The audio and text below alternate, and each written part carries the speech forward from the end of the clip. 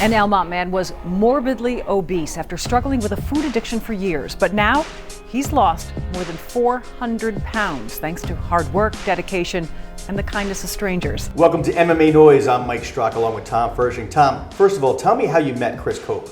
I met Chris, I was at a doctor's appointment and a heart doctor, and by happenstance, he happened to be walking by. They were promoting a new UFC gym in the area, and he spotted me, which wasn't that hard to do. And you know, he basically, long story short, he asked me if I wanted to live or die. And I told him I wanted to live, and next thing I know, the crazy guy's at my house. So why did he come up to you in the first place? I mean, I was at that time at that doctor, they had just weighed me. I was 652 Jesus. pounds. So that wasn't my heaviest. I was 702 at my heaviest, but at this point I was 652, fresh off the scale, 84-inch waist. You know, I was sitting in, I don't know, maybe 3 chairs, taking up 3 chairs in the lobby, sweating just from the brief walk, and yeah, it was hard to miss me. You know, he came by, you know, there was windows in the front of the office, and he probably peered in and said, let me see what the story is of this guy. We never prospected the hospital. We never went there to reach out to him. That was just that one time. And all of a sudden, I see him, this massive individual in the corner, and I make eye contact, he makes eye contact, and he looks at me, he's like, whoo! And I'm thinking, wait, this guy watched the show or whatever? So I walked up to him, started talking with him, kind of just beating around the bush. And then something just basically gravitated me to go, hey man, do you want to live? And he said, yeah. How unique is somebody like Chris who goes out of his way, unselfish, and says, I'm gonna help you out? The only way I could describe it is that, you know, through telling my story and everything like that, and everybody always says, oh, you get a lot of messages, and I answer everyone. And the reason why I do that is because if Chris didn't stop that day and intervene into my life, I probably wouldn't have made it. My father is very overweight, and my whole life I was raised never knowing whether or not he was gonna live or die because of his weight. So when I met Tom, I thought to myself, okay, well, maybe I can change this man's life. And I thought that if I can change his life, then my father would, you know, see the light and change his life as well too. And a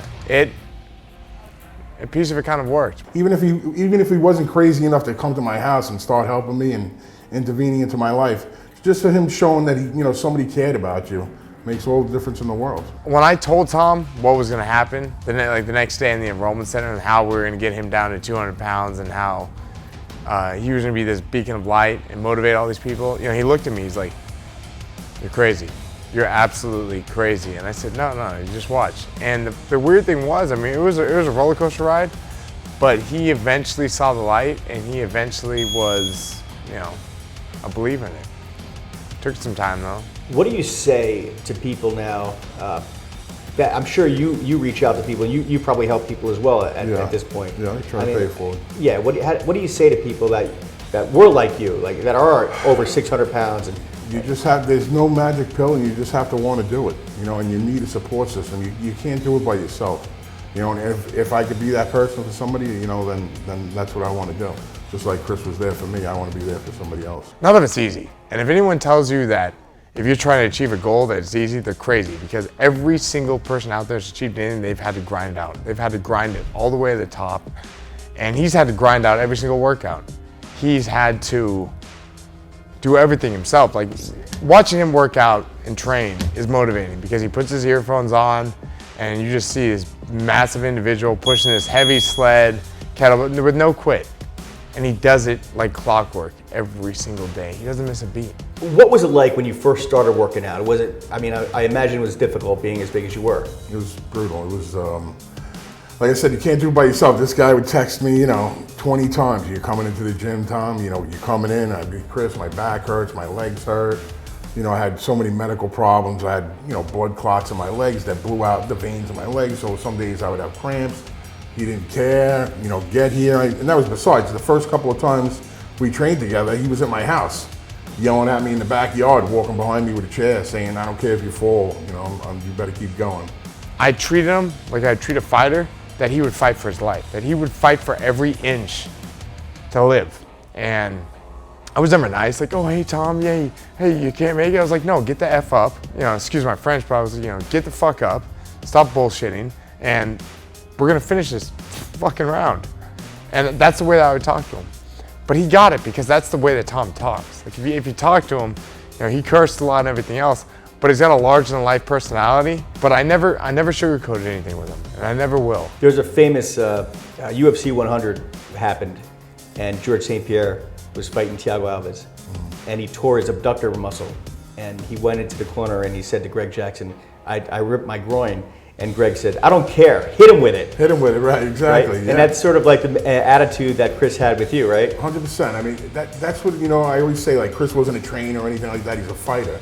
And these fighters, they have different mentalities. They're gonna do whatever it takes to get it done. I mean, I think he told me one time, like, he was in a fight, and the first round, he broke his hand.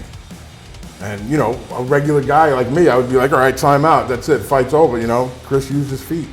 The rest of the fight. And that's, in the journey of losing over 400 pounds, you have to have that fighter mentality. So I always said, like, Chris prepared me emotionally, like, for this journey. For what Tom did, anything in life is possible if you just are committed and you just fight for every inch every day. Because that's literally what he's done. Every day, he's literally fought for every inch. And he realized that he didn't want to die. That was the biggest thing. He didn't want to die, and he wanted to get his life back. And he realized that his life meant more, and he realized that he was able to reach out to people and help people, and that the beacon of light that he's become, he realized that he has to finish his journey now because all these people are watching him.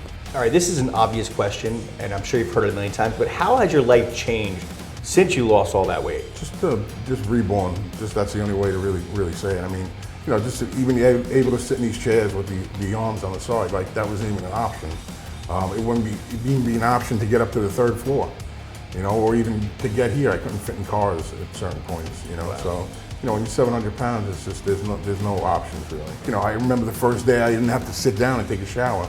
I could stand through the entire shower. That was like, oh my God, I can't believe it. I made it without having to sit.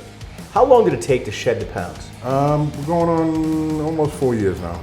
And how difficult is it for you to not go back to the old habits? No, not difficult at all, because I did it nice and slow, and that's that's what it's about. Not to badmouth, people go for the surgery or anything like that, but when you do the surgery, you're replacing one addiction with another. I mean, countless people I could tell you that I know personally have turned to alcohol, or turned to smoking just to pick up another addiction, because that's what it is. I don't separate myself from an alcoholic or a drug addict or anything like that. So it was eating. Yeah, eating. It wasn't like you were just born with this proclivity to gain weight. It wasn't a pituitary problem. No, not at all. You overate. Yeah, I mean, stuff in my past, being depressed, and stuff from childhood definitely, made me. That's what I ran to for comfort. Food.